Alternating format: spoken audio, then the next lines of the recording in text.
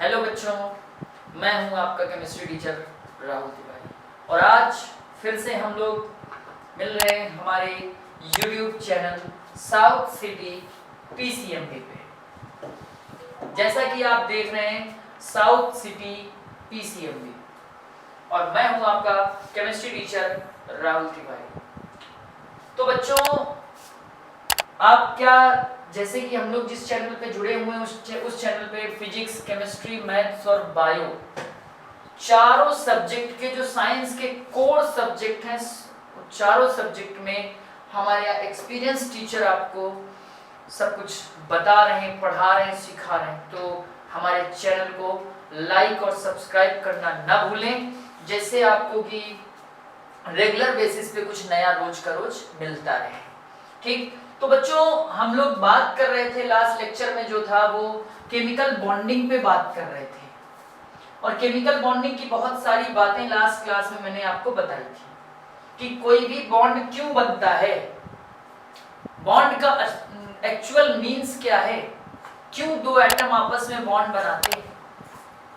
ठीक, तो जैसा कि हमारी डेली लाइफ में होता है ना कि हर एक पर्सन को स्टेबिलिटी चाहिए होती है और स्टेबिलिटी के लिए वो मैरिज करता है, जस्ट लाइक अ बॉन्ड, तो उनके बीच में बॉन्डिंग अच्छी होती है। ऐसे ही हमारा केमिकल बॉन्ड भी है। कैसे केमिकल बॉन्ड एक एटम से दो एटम के बीच में बनते हैं, कैसे बनता है, क्या होता है, तो ये सारी चीजें आज केमिकल बॉन्डिंग के अंदर ही हम लोग पढ़ेंगे। हर एक एटम इनर्ट गैस का कॉन्फ़िगरेशन ऑब्टेन करता है और स्टेबल हो जाता है, और इनर्ट गैस का कॉन्फ़िगरेशन ऑब्टेन करने के लिए उसे या तो इलेक्ट्रॉन लूज करने होंगे, या इलेक्ट्रॉन गेन करने होंगे, या इलेक्ट्रॉन शेयर करने होंगे, या फिर lone pair of electron donate करना होगा। कुछ ना कुछ तो करना ही होगा, तभी तो बॉन्ड बनेगा। आइए जानते हैं बॉन्ड बनते कैसे हैं। ठीक, सबसे पहली बात है कि what is chemical bond. Actual में ये केमिकल बॉन्ड है क्या। ठीक, इस केमिकल बॉन्ड की हम लोग बात करेंगे कि एक्चुअल में ये है क्या। तो हमने उस लास्ट क्लास में आपको बताया था कि force of attraction applied between two atom, two और मोर एटम, दो या दो से ज्यादा एटम्स के बीच में जो फोर्स ऑफ अट्रैक्शन अप्लाई होता है वही केमिकल बॉन्ड होता है। तो केमिकल बॉन्ड में B defined as the force of attraction which holds various constituent entities like atoms or ions together in different chemical substances। तो केमिकल बॉन्ड क्या है, एक तरह से फोर्स ऑफ अट्रैक्शन है, जिस फोर्स ऑफ अट्रैक्शन की हेल्प से दो एटम या आयंस आपस में कनेक्टेड रहते हैं। जैसे NaCl, इस एटम को देख रहे हो कि ये Na का है, ये Cl से अटैच हो गया, फिर ये Cl इस Na से, तो ये एक तरह से बॉन्ड इनके बीच में बन रहा है, ये बॉन्डिंग है।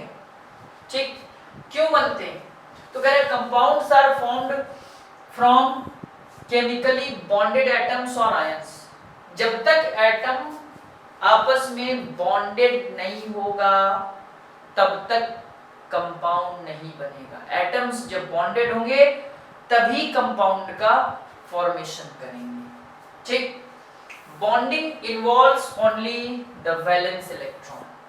जिनके पास वैलेंस इलेक्ट्रॉन होंगे वो भी 1 2 3 4 5 6 इलेक्ट्रॉन 7 इलेक्ट्रॉन तक होंगे, वही लोग बॉन्डिंग में पार्टिसिपेट करेंगे। जिनके पास है ही नहीं या जिनके पास आउटर मोस्ट शेल में 8 इलेक्ट्रॉन है वो बॉन्डिंग में पार्टिसिपेट नहीं करते, उनको इनर्ट गैस बोलते हैं, नोबल गैस बोलते हैं। हीलियम के पास 2 इलेक्ट्रॉन होते हैं आउटर मोस्ट शेल में, वैलेंस शेल में, बट वो बॉन्डिंग में पार्टिसिपेट नहीं करता। बॉन्डिंग टॉपिक पढ़ने के लिए आपको आउटर मोस्ट शेल के इलेक्ट्रॉन्स पता होने बहुत जरूरी है। अगर वो नहीं पता तो फिर आप नहीं कर पाओगे, वो मैंने लास्ट क्लास में बताया था। तो अगर जो भी इस तरह की प्रॉब्लम है, बेसिक टॉपिक्स पे प्रॉब्लम्स आ रही हैं, तो मेरे बच्चों आपको मेरे पीछे के लेक्चर्स देख लेने चाहिए, क्योंकि पीछे लेक्चर्स में मैंने बहुत ही एकदम क्लेरिफाई करके एक चीज को डिटेल्स में बताया है। ठीक है, तो उससे क्या होगा, आपको पीछे बेसिक चीजें क्लियर हो जाएंगी और आप आगे हमारे साथ बढ़ जाएंगे। ठीक है, तो ये केमिकल बॉन्ड की बात होगी। नेक्स्ट आइए देखते हैं, why do atoms bond together. जो एटम्स होते हैं एक दूसरे से कैसे बॉन्ड बनाते हैं, कैसे एक साथ आते हैं, इन सारी बातों का भी आपको आंसर चाहिए। तो टू अटेन स्टेबिलिटी, हर एक एटम स्टेबिलिटी चाहता है। अब स्टेबिलिटी कैसे मिलती है, आपको मैंने बताया नहीं था कि Na11 होता है 281। अब इस Na ने क्या किया, इलेक्ट्रॉन लूज किया, और जैसे ही एक इलेक्ट्रॉन लूज किया इसका हो गया 2,8, और ये किसका इलेक्ट्रॉनिक कॉन्फ़िगरेशन है, नियॉन का। तो ये स्टेबिलिटी है, क्योंकि ये अब किसके जैसा हो गया, नियॉन के जैसा, और नियॉन के जैसा होने का मतलब है कि स्टेबल हो गया। ठीक, इसीलिए स्टेबिलिटी चाहिए। To complete octet, octet complete करने का मतलब है कि 8 electrons in their outermost shell. तो जैसे इसने एक इलेक्ट्रॉन लूज कर दिया ये अपना आउटर मोस्ट सेल का, इसका ऑक्टेट कंप्लीट हो गया। टू फॉर्म मॉलिक्यूल, अब मॉलिक्यूल कैसे बनता है, देखो मेरे बच्चों की, ये जैसे आप क्या देख रहे हो कि ये Na है, Na प्लस Cl, Cl के पास 7 इलेक्ट्रॉन्स हैं, इसके पास एक आउटर मोस्ट सेल में इलेक्ट्रॉन होता है, ये अपना इलेक्ट्रॉन इधर ट्रांसफर कर देगा। तो जैसे ही ट्रांसफर करेगा तो इस पे आ जाएगा सिंगल प्लस चार्ज, ठीक, और इस पे एक इलेक्ट्रॉन एक्स्ट्रा आ जाएगा। तो यहाँ पे क्या हुआ, आप क्या देख रहे हो, माइनस चार्ज आ गया। ये हो गया 2,8 और ये हो गया 2,8,8। इसका इलेक्ट्रॉनिक कॉन्फ़िगरेशन आर्गन लाइक हो गया, इसका इलेक्ट्रॉनिक कॉन्फ़िगरेशन किसकी तरह हो गया, नियॉन की तरह हो गया। तो दोनों का अपना ऑक्टेट कंप्लीट हो गया, और दोनों क्या हो गए, दोनों हो गए, दोनों क्या हो गए, स्टेबल हो गए। ठीक, इसी तरह से सेम Mg के पास, मैग्नीशियम के पास 2 इलेक्ट्रॉन थे, ठीक, और मैग्नीशियम के पास 2 इलेक्ट्रॉन थे, तो मैग्नीशियम अपने दोनों इलेक्ट्रॉन ट्रांसफर कर देता है, ठीक, F की तरफ, ठीक, ये ऐसे, ये भी ऐसे ट्रांसफर कर दे रहे हैं, ये और एक ये। तो जब ट्रांसफर किया तो Mg पे क्या आ गया, डबल प्लस, और F पे क्या आ गया, सिंगल माइनस। ठीक, तो ये आपके एक तरह से क्या है, ये बॉन्डिंग है। अब मॉलिक्यूल बना रहा है कि इसने कौन सा बनाया, इन दोनों ने मिलके बना दिया NaCl, और इन दोनों ने मिलके बना दिया MgF2। तो इस तरह से क्या हुई है, बॉन्डिंग है, और बॉन्डिंग होकर के क्या बना रहे हैं, मॉलिक्यूल्स बना रहे हैं। To achieve the electron noble gas electron configuration. देख नहीं रहे आप कि इसने भी 2,8 किया, नियॉन जैसा हो गया, और ये F भी किसकी जैसे हो गए, नियॉन के जैसे हो गए। तो इनर्ट गैस का कॉन्फ़िगरेशन ये लोग ऑब्टेन कर ले रहे हैं, ठीक। तो इस तरह से ये आपका बॉन्डिंग क्यों होती है, क्यों एक दूसरे से एटम जुड़ते हैं, ये बातों पे डिस्कशन हुआ। अगला है आयोनिक बॉन्ड और इलेक्ट्रोवैलेंट बॉन्ड। आयोनिक बॉन्डिंग क्या है, इस चीज पे डिस्कशन करेंगे। आयन मतलब क्या होता है, कैटायंस और एनायंस आपने पढ़ा है। कैटायंस कैसे बनते हैं कि जब कोई एटम एक इलेक्ट्रॉन लूज करता है तो उस पे एक प्लस चार्ज आता है, जब कोई एटम इलेक्ट्रॉन गेन करता है तो उस पे उतना ही नेगेटिव चार्ज आता है। तो ये आयंस होते हैं। पॉजिटिव चार्ज पार्टिकल को कैटायन बोलते हैं और नेगेटिव चार्ज पार्टिकल को एनायन बोलते हैं। और जब ये कैटायन और एनायन मिल जाते हैं और एक कंपाउंड बना देते हैं तो उसको आयोनिक कंपाउंड बोलते हैं। तो ये चीजें आपने पढ़ रखी हैं सारी की सारी, ठीक। तो अब कैसे हुई, ये इन आयंस के बीच में बॉन्डिंग कैसे होगी, तो आपको पता है भैया कि प्लस माइनस बहुत ज्यादा अट्रैक्शन होता है, और जब प्लस माइनस बहुत ज्यादा अट्रैक्शन होता है तो गजब की बॉन्डिंग भी तो होती। आइए जानते हैं कैसे बॉन्डिंग होती, किस टाइप से इस बॉन्ड का फॉर्मेशन होता है। तो the chemical bond formed by the transfer of electrons from one atom to another atom is known as electrovalent bond. कह रहा है कि जब इलेक्ट्रॉन का कंप्लीट ट्रांसफर होगा एक एटम से दूसरे एटम में, ठीक, तो उससे इस टाइप के बॉन्ड का फॉर्मेशन, इलेक्ट्रोवैलेंट या कोवैलेंट आयनिक बॉन्ड का फॉर्मेशन, ठीक। एग्जांपल में NaCl, KCl, MgCl2, MgO, CaO, NH4, Cl, CaCl2, ये सब इसी के एग्जांपल है। कह रहा है कि when an atom ionic bond form, कब कोई एटम आयनिक बॉन्ड बनाता है, तो जैसा कि मैंने आपसे कहा कि an ionic bond is formed when a cation transfer electrons to an anion। जब कोई पॉजिटिव वाला किसी नेगेटिव वाले पे इलेक्ट्रॉन ट्रांसफर करता है तो आयनिक बॉन्ड का फॉर्मेशन, ठीक। न्यूट्रल एटम अगर इलेक्ट्रॉन लूज करेगा, लॉस ऑफ इलेक्ट्रॉन, तो कैटायन बनेगा, और अगर गेन करेगा, गेन ऑफ इलेक्ट्रॉन, तो वहां पे एनायन बनेगा, ठीक। तो ये चीज अब बनता कैसे एक्चुअल में, इसकी भी बातें होंगी, आगे डिटेल्स में बताते हैं कब बनता है, इस बॉन्ड के कैरेक्टरिस्टिक्स क्या है, अभी बना के भी दिखाएंगे। तो metal atom always lose their valence electrons to form positive ion और कैटायन। हमेशा मेटल और नॉन मेटल के बीच में बनता है, और मेटल हमेशा इलेक्ट्रॉन लूज करती है और नॉन मेटल हमेशा से इलेक्ट्रॉन गेन करती है, ठीक। Non metals atom always gain electrons to form negative ions और एनायंस।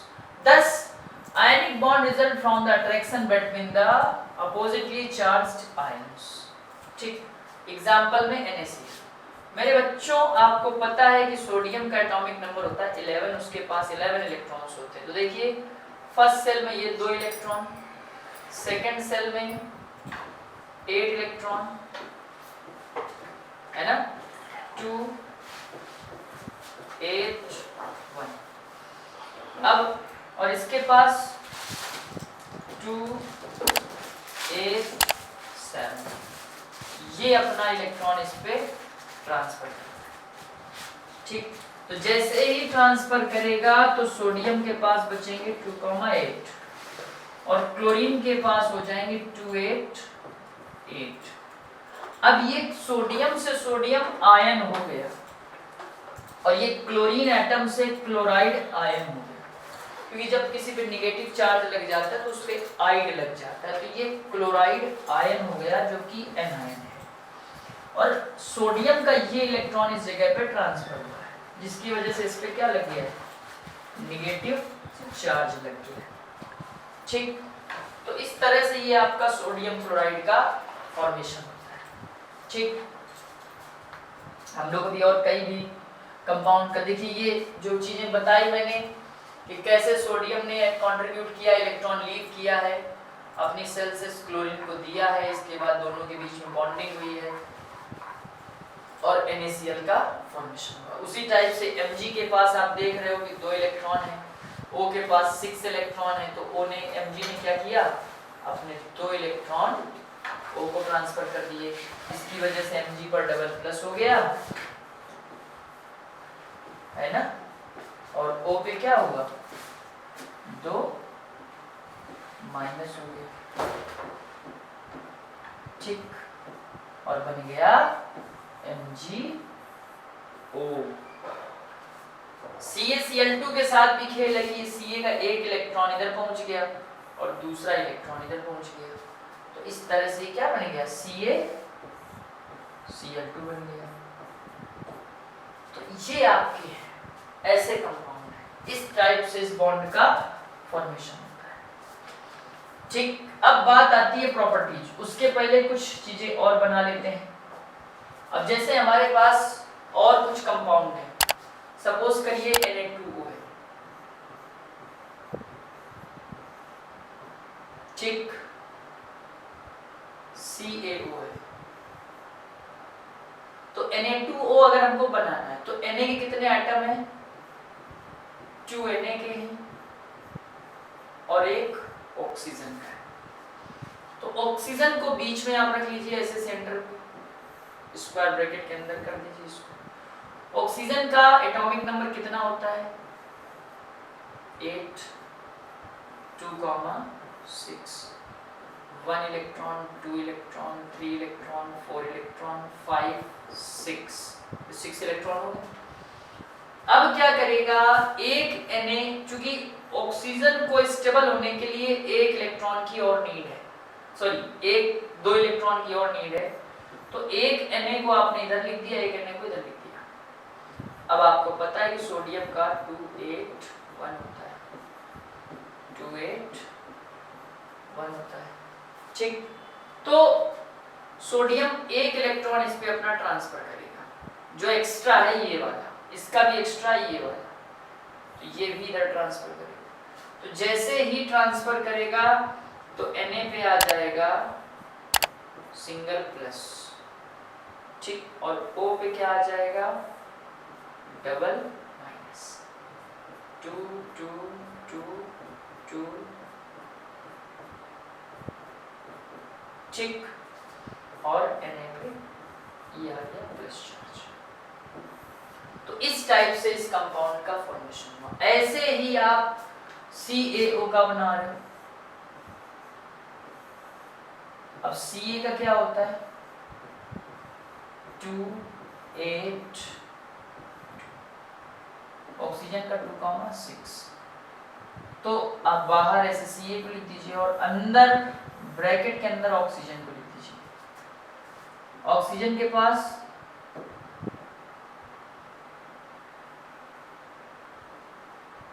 ठीक है, ये हमने 6 इलेक्ट्रॉन दिखा, और कैल्शियम के पास ये 2 इलेक्ट्रॉन थे, तो एक इसने ऐसे ट्रांसफर कर दिया और दूसरा इसने ऐसे ट्रांसफर कर दिया।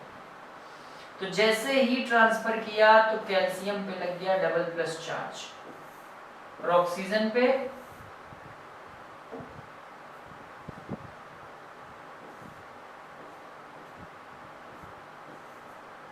डबल प्लस, और ऑक्सीजन पे 1, 2, 3, 4, 5, 6, 7 और 8, ये लग गया डबल माइनस। तो इस टाइप से ये हमारा CaO बन गया। इलेक्ट्रॉन ट्रांसफर से इस टाइप के कंपाउंड का फॉर्मेशन हुआ है, ठीक है। ये हमारा क्या है? Covalent bond. इसी टाइप से आपको CaCl2, इसी टाइप से आपको MgO, इसी टाइप से आपको K2O, है ना, इसी टाइप से आपको KCl, इस टाइप के कंपाउंड का फॉर्मेशन करना है, ठीक। कोई प्रॉब्लम नहीं होगी, समझ में सब आ जाएगा। चलते हैं आगे प्रॉपर्टीज की तरफ। आइए प्रॉपर्टीज के अबाउट में बात करते हैं। क्या क्या प्रॉपर्टीज हैं? तो सबसे पहले आता है फिजिकल नेचर। देखिए फिजिकल नेचर का मतलब क्या होता है? आपको पता है कि जो इलेक्ट्रोवैलेंट कंपाउंड है वो कैटायंस और एनायंस से मिलके बना है। अब ये कंपाउंड अगर कैटायंस और एनायंस से मिलके बना है तो जाहिर सी बात है कैटायंस और एनायंस के बीच में जो इंटरेक्शन है वो बहुत ज्यादा होगा, और जब इंटरेक्शन बहुत ज्यादा होगा तो जाहिर सी बात है ये हार्ड तो हो ही जाएंगे, यानी इनके बीच में इंटरमॉलिक्यूलर जो स्पेस है वो कम होगा क्योंकि आयंस के बीच में इंटरेक्शन बहुत ज्यादा है। दूसरा हार्ड तो होंगे ही होंगे, सॉलिड तो है ही है सपोज करिए, क्योंकि आयनिक कंपाउंड ज्यादातर सॉलिड स्टेट में मिलते हैं क्योंकि आयंस के बीच में इलेक्ट्रोस्टैटिक फोर्स ऑफ अट्रैक्शन बहुत ज्यादा लगता है, ठीक। तो फिजिकल प्रॉपर्टीज में तो यही है कि Physical nature are solids which are in the form of crystal and relatively hard because of strong electrostatic force of attraction between oppositely charged ions and consequent close packed structure. These compounds are generally brittle and break into pieces when subjected pressure and stress. और कहने का मतलब ये है कि इनके बीच में जो बहुत ज़्यादा फोर्स लगता है, इलेक्ट्रोस्टैटिक फोर्स ऑफ अट्रैक्शन लगता है, जिसकी वजह से एक दूसरे से बहुत ही ज़्यादा क्लोजली पैक्ड हो जाते हैं इनके एटम्स, जिन एटम्स से मिलके ये बनते हैं। ठीक, फॉर एग्जांपल में जैसे आपके पास ये NaCl का स्ट्रक्चर है, आप देख रहे हैं कि ये NaCl की कंडीशन है। ये NaCl की कंडीशन आप देख रहे हो, जो ग्रीन कलर के हैं ये क्लोरीन है और जो ब्लू कलर के हैं वो आपका सोडियम है। ठीक, अब आप देख रहे हो किस तरह से ये क्लोजली पैक्ड हो गए हैं कि मतलब इसमें आप दिख ही नहीं पा रहे। ये आपका देख रहे हो कि ये सोडियम हो गया, फिर ये क्लोरीन हो गया, फिर सोडियम, फिर क्लोरीन, ये इस टाइप से देखो एक एटम, ये क्लोरीन का हुआ, फिर ये सोडियम का, फिर क्लोरीन का, फिर सोडियम, फिर क्लोरीन, फिर सोडियम। तो आप क्या देख रहे हो कि लगातार आप ये जाल सा बन गया, एक लैटिस से बना है। इस क्रिस्टल का, NaCl के क्रिस्टल का एक लैटिस बना है, इसी को हम लोग क्रिस्टल लैटिस बोलते हैं। ठीक, यही हमारा क्रिस्टल लैटिस है।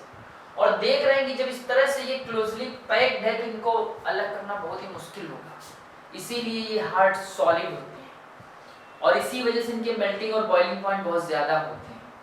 ठीक, क्योंकि आयंस, कैटायंस और आयंस मिलके बनते हैं, उनके बीच में strong electrostatic force of attraction act करता है।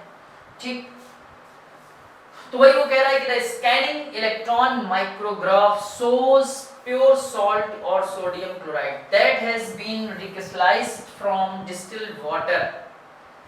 The crystal is built up from a cubic lattice of sodium and chloride ion. और एक cubic lattice सा structure बना देते हैं।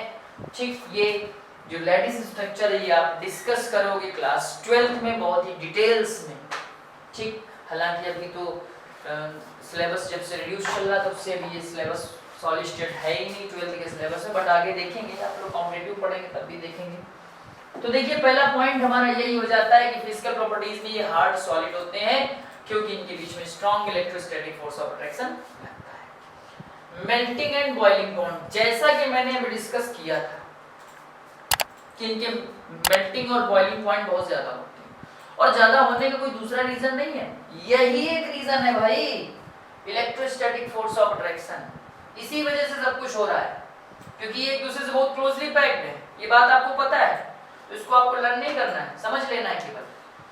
As the ions in the ionic compounds are closely held together by strong ionic interaction, as the solid ionic compounds are generally crystalline, a considerable energy is required to break the close packed crystalline structure and hence melting and boiling points are high. अब सीधा सा इस पूरे का एक ही मतलब निकल के आता है कि आयंस के बीच में strong electrostatic force of attraction काम करता है, जिसकी वजह से ये सॉलिड स्टेट में आ जाते हैं और बहुत ज्यादा एनर्जी की नीड होती है इनको ब्रेक करने के लिए। ठीक, तो ये हमारा दूसरा पॉइंट था, melting and boiling point. Next, solubility. जैसा कि आप जानते हो कि वाटर और NaCl एक ही नेचर के होते हैं। तुमको पता है कि O पे निगेटिव चार्ज आता है और H पे हल्का सा पार्शियली पॉजिटिव होता है, इसी टाइप से NaCl में Cl पे निगेटिव चार्ज आएगा और तो Cl पे पार्शियल निगेटिव आएगा और इस पे पार्शियल पॉजिटिव आएगा। पार्शियल मतलब हल्का सा। अब आप क्या देख रहे हो कि इनका नेचर एक जैसा है दोनों का, ये भी पोलर है, ये भी पोलर है। पोलर की बात अभी आगे करेंगे कोवैलेंट बॉन्ड में। तो ये भी पॉजिटिव नेगेटिव वाला है, ये भी पॉजिटिव नेगेटिव वाला है। तो जब दोनों पॉजिटिव नेगेटिव वाले हैं इसी वजह से इनकी अच्छी बॉन्डिंग रहती है और ये NaCl वाटर में डिसॉल्व हो जाते हैं। क्योंकि एक वर्ड आप सुनेंगे 12th में, लाइक डिसॉल्व लाइक, जो जैसा होता है वो वैसे ही कंपाउंड में डिसॉल्व, लाइक डिसॉल्व लाइक। ठीक, तो देखिए Ionic compounds are generally soluble in polar solvent like water and insoluble in non-polar solvent.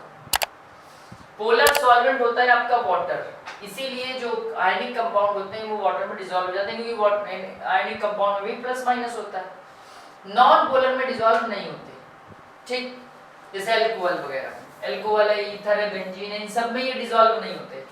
ठीक, एग्जांपल देखिए, correct, when sodium chloride is added in water, each Na plus ion and Cl minus ion is surrounded by number of molecules of water which also carry charge and called hydrated ions।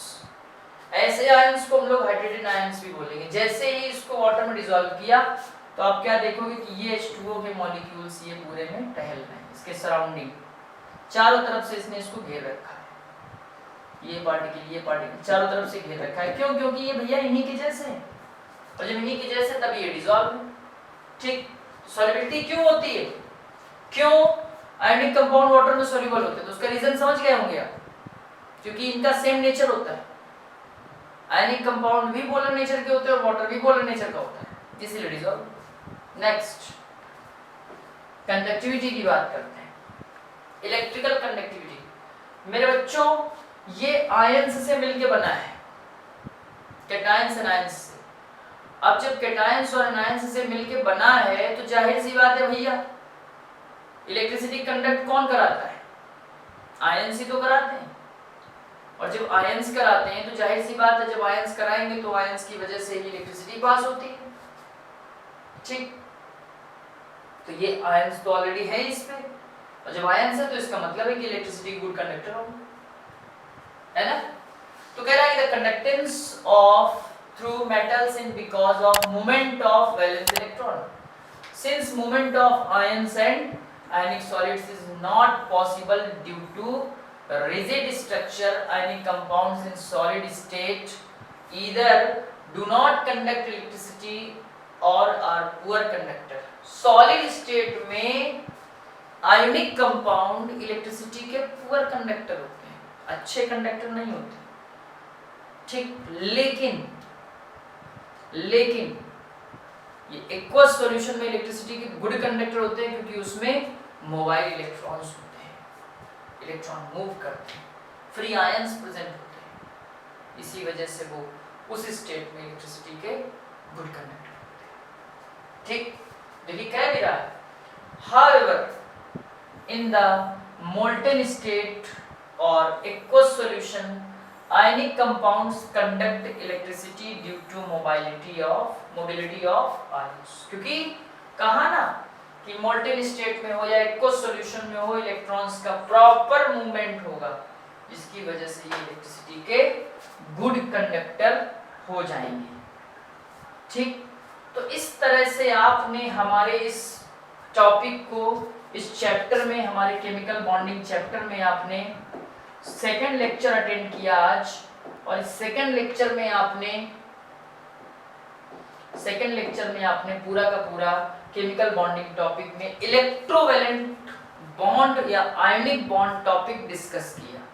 ठीक, I hope आपको ये पूरा topic एकदम अच्छे से clear हो गया होगा, और आपको एक टॉपिक इसमें क्लियर हो गया होगा, और आगे भी इसी तरह से हम आपको अच्छे टॉपिक्स पे वीडियो प्रोवाइड करते रहेंगे। बस आपको एक छोटा सा काम करना है, हमारा चैनल अगर आप लाइक सब्सक्राइब कर देंगे तो आपको नोटिफिकेशन मिल जाएगा। ये आपके ही बेनिफिट की बात है, हम तो लेक्चर बना ही रहे हैं, हम तो टॉपिक समझा ही रहे हैं। ठीक, जिससे आपका ही इम्प्रूवमेंट अच्छा हो जाएगा और आप बहुत अच्छा केमिस्ट्री में कर सकते हो, क्योंकि हम बीच बीच में क्वेश्चंस भी बताते रहते हैं कि इस टॉपिक से कैसा क्वेश्चन आएगा, किस टाइप के क्वेश्चंस बनेंगे, इन सारी बातों का डिस्कशन तो हम करते ही रहते हैं। इसीलिए हम बोलते हैं आप हमारे चैनल को लाइक और सब्सक्राइब करिए। मैं हूं आपका केमिस्ट्री टीचर राहुल तिवारी, और आज हमने आपको बात की केमिकल बॉन्ड से। तो एक बार 1 मिनट में सारी चीजें फिर से बता देते हैं। केमिकल बॉन्ड क्या है? एक टाइप का फोर्स ऑफ अट्रैक्शन है जो एटम्स के बीच में लगता है। क्यों एटम बॉन्डिंग करना चाहता है? तो हर एक एटम स्टेबिलिटी चाहता है, और स्टेबिलिटी करने के लिए वो कुछ भी करेगा, इलेक्ट्रॉन लूज करेगा या गेन करेगा, और इनर्ट गैस के जैसा कॉन्फ़िगरेशन ऑब्टेन करेगा, ऑक्टेट कंप्लीट करेगा। ठीक, बॉन्ड कितने टाइप से होता है? तो बॉन्ड में सबसे पहला बॉन्ड आता है इलेक्ट्रोवैलेंट और आयनिक बॉन्ड, ठीक, दूसरा कोवैलेंट बॉन्ड और तीसरा कोऑर्डिनेट बॉन्ड। तो आज जो बात हुई हमारी वो इलेक्ट्रोवैलेंट बॉन्ड पे बात हुई। क्या डेफिनेशन थी कि the bond formed by the complete transfer of electron between two atom, और उसके कई सारे एग्जांपल्स आपको हमने दिए। फिर उस बॉन्ड के फॉर्मेशन की कंडीशंस क्या थी, उस बॉन्ड के बनने से जो कंपाउंड बनते हैं उन कंपाउंड की प्रॉपर्टीज क्या थी, बहुत सारी बातों का हमने डिस्कशन किया, ठीक है, जिससे आपको ये चीजें समझ में आ गई होंगी। तो चलिए आज के लिए इतना ही, और हमारा जो वीडियो है नेक्स्ट लेक्चर पे मिलेंगे वापस फिर से एक बार। Thanks for watching my YouTube channel south city PCMB. तो इंतजार करिएगा मेरे नेक्स्ट लेक्चर का, और वहाँ पे फिर से हम आपको कुछ नया प्रोवाइड करेंगे। Thank you and have a nice day.